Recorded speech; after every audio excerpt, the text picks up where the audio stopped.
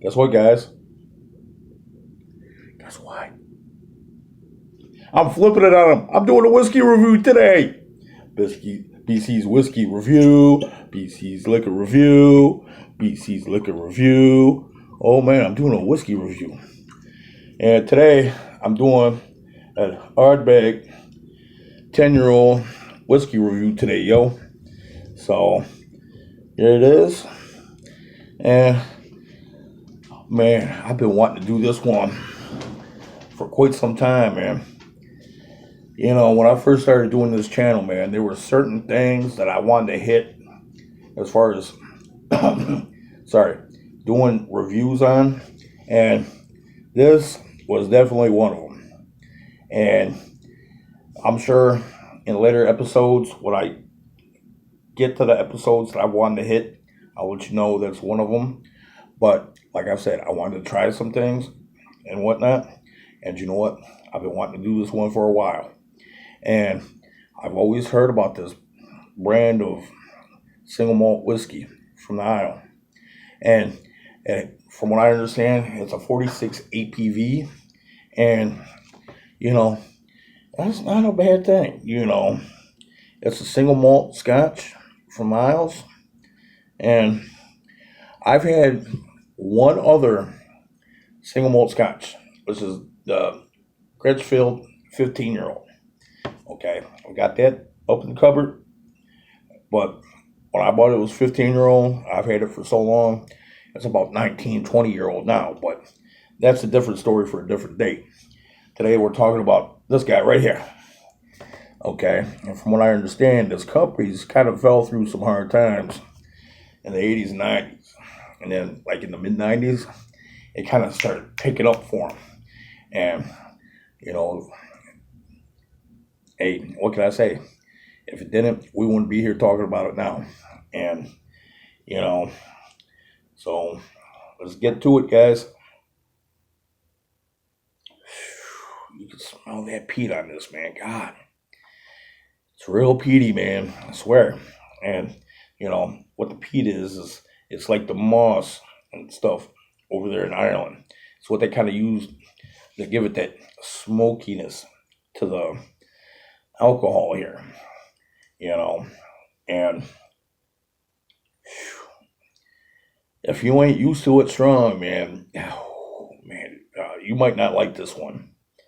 But so far, I'm getting some pretty good vibes off of this one here.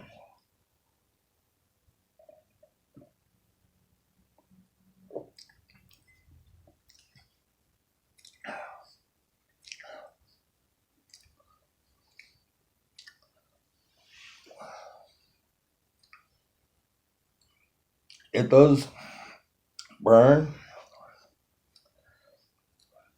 and you're definitely tasting that peat smoke off of this. And that peat kind of overpowers it at the beginning. So it's definitely good for a IL single malt scotch, 10-year-old. So, I mean, if you're looking for a strong 10-year-old that's strong tasting, this is it. Okay. And it's got a burn, but it wasn't the type of burn that I was expecting. I knew it was going to be strong going into it when I researched it. And, you know, it's not as bad. It'd probably be about as comparable as maybe saying taking a shot of, I don't know, Buffalo Trace. I mean, as far as the burn goes, you know, or maybe Knobs Creek as far as the burn goes. Okay, taste, that's totally different. Knobs Creek and Buffalo Trace, two different styles of bourbon, and they all three of them stand out on their own in their own right. So I'm not, as far as tastes go, I'm not saying them two taste like this. Not at all. Am I saying this tastes like them? Not at all. They're three completely different tastes. So don't get them confused, okay? And this is, to me, in a way, a heavy, but it does kind of lighten up a little bit. And from what I understand, since this scotch comes from the lower lands of Ireland, the more you go up, the darker the scotch gets. Okay, it's basically because of the regions, what they've got around them. That's what makes it different.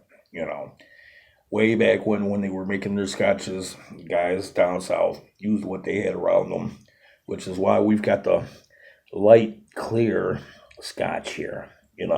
See that? It's nice and clear. It's kind of like maybe a white champagne, maybe. I don't know. But it's light. Then when you start getting in the Midlands, it's going to be a bit darker. Okay? And then when you start getting into the northern country, it's going to get darker still. So all of that is basically what they're using around them. And if I start getting into the middle and higher lands of Scotland, scotches or whiskeys or whatever, I'll get into that. But today we're talking about this. And, in a way, they were up until about the mid-70s. They kind of held in high regard, but with the diesel prices and gas prices getting so high, they had to kind of, I don't know, shut down production. It wasn't working so well. I don't know. But anyways, I'm not going to get into that part of it. But, this is a pretty good scotch.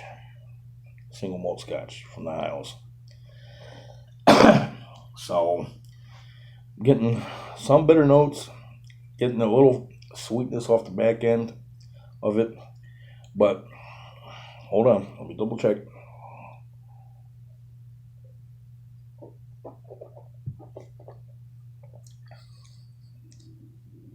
Yeah. Burn. You can definitely taste that peat in the beginning. That smokiness of it. A lot of the taste comes from that peat. And it does eventually get sweeter as you let it go. And,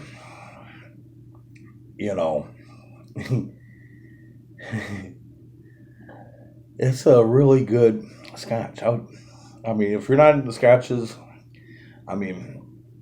if you're able to go to an event where you're able to try this, that, and this in small amounts, and then go home and then figure out which ones you liked and then buy them, I'd say do that.